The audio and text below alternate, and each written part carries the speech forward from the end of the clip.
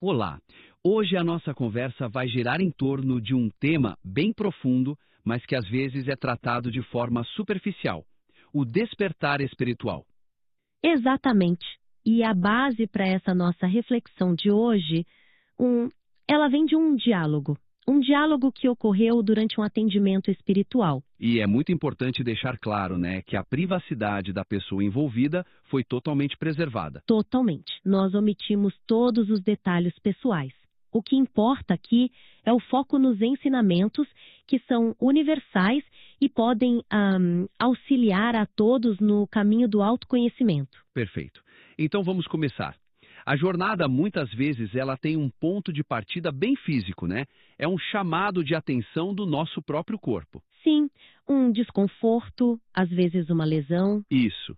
É um mecanismo que, de certa forma, nos obriga a parar, a sair daquele ritmo acelerado do dia a dia. E essa pausa forçada é um convite, né? É quase impossível ficar parado, inativo, sem que a mente comece a processar questões mais importantes. Sim, e esse estado de aceleração mental constante, que é a realidade de muita gente, gera um estresse que vai bem além do cansaço, né? Com certeza. Se a gente olhar do ponto de vista neurológico, o estresse em excesso desorganiza toda a comunicação interna do corpo. Como assim? Bem, ele produz substâncias químicas, hormônios, que interferem no funcionamento dos neurotransmissores, e isso prejudica a recuperação física e o equilíbrio energético como um todo. A mente agitada, ela realmente compromete a harmonia de todo o sistema. E essa tensão, ela se manifesta em lugares específicos, não é? A região cervical, por exemplo, é uma área que é fisicamente muito vulnerável. E também um centro de recepção e transmissão de energias. Um enrijecimento ali pode ter tanto uma causa muscular, claro, mas também pode ser um reflexo direto de tensões energéticas. Tensões que a gente absorve do ambiente, das situações. Exatamente. Isso nos leva à questão central da nossa conversa de hoje. O que é, de fato, o despertar espiritual. Isso. Porque popularmente a ideia pode ser um pouco distorcida. Às vezes é confundida com adquirir um conhecimento secreto ou, pior, se sentir superior aos outros. Sim, essa ideia de segregação. Exato. E a proposta real é justamente o oposto disso. Criar essas bolhas de pessoas que se consideram despertas é um equívoco. Gera separação, não integração. O despertar, então, na sua essência, é uma mudança de consciência.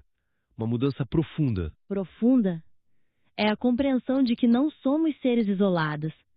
As nossas vidas, as nossas escolhas, a nossa vibração, tudo interfere, mesmo que indiretamente, no coletivo todo. E se trata de desenvolver a capacidade de ser a mesma pessoa, com os mesmos valores, a mesma integridade, em qualquer ambiente, certo? Perfeito. Seja num local de prática espiritual ou nas situações mais triviais do dia a dia. No trânsito, no supermercado. A humanidade, na verdade, já passou por experiências que poderiam ter acelerado esse processo, né? Sem dúvida.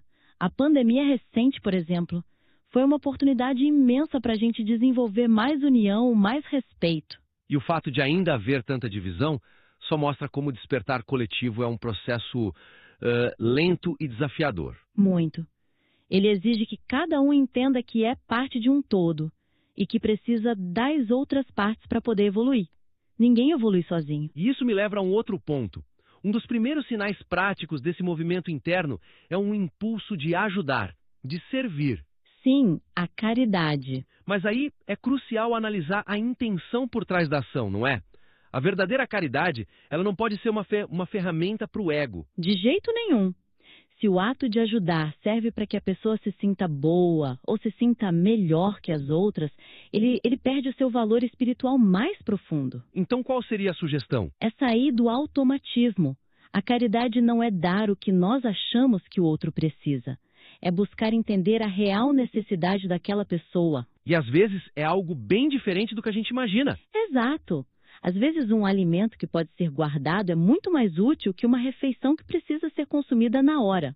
Mas o mais importante de tudo é o desapego do resultado. Explique melhor isso. A partir do momento que algo é doado, seja tempo, um bem material ou mesmo energia, aquilo não nos pertence mais. Entendi. Se a gente se irrita com o uso que o outro faz da nossa doação, isso significa uma coisa. Que não doamos de verdade. Exatamente. Havia um apego ali, uma expectativa. E tem mais um ponto. O ato de servir, ele deve ser, digamos, arreligioso. Sim, a ajuda genuína não impõe crenças. Oferecer algo e dizer "fique com Deus", por exemplo, pode ser uma forma sutil de condicionar o auxílio à nossa própria visão de mundo. A verdadeira ajuda, então, respeita o livre-arbítrio e a jornada de cada um, sem proselitismo. Perfeito. O que nos leva, talvez, ao passo mais fundamental para iniciar essa jornada toda. Que seria? Abandonar os dogmas sociais sobre o que é certo e errado. Parar de catalogar as pessoas. De colocar rótulos. Isso. Uma pessoa não é boa porque frequenta um certo lugar, nem má por causa da sua profissão. Cada um está vivendo exatamente a experiência que precisa para sua própria evolução. E este movimento de parar de julgar o outro tem um efeito direto em nós mesmos, né? Direto e imediato. Ao deixarmos de aplicar essas réguas tão rígidas aos outros, nós, naturalmente, paramos de nos julgar com o mesmo rigor. Quebra-se um ciclo. Quebra-se o ciclo de autoafirmação baseada na opinião alheia. E esse é um pilar do despertar, a libertação da necessidade de aprovação externa. Quando aquele medo do o que os outros vão pensar desaparece. Exato. A gente passa a agir a partir da nossa verdade interior. É nesse ponto que a consciência se expande de verdade e começamos a viver de forma mais autêntica, mais alinhada com o nosso propósito espiritual. E a gente percebe que não existe erro, desde que não se prejudique diretamente o outro, claro. Exato. A jornada é de aprendizado, não de acertos e erros.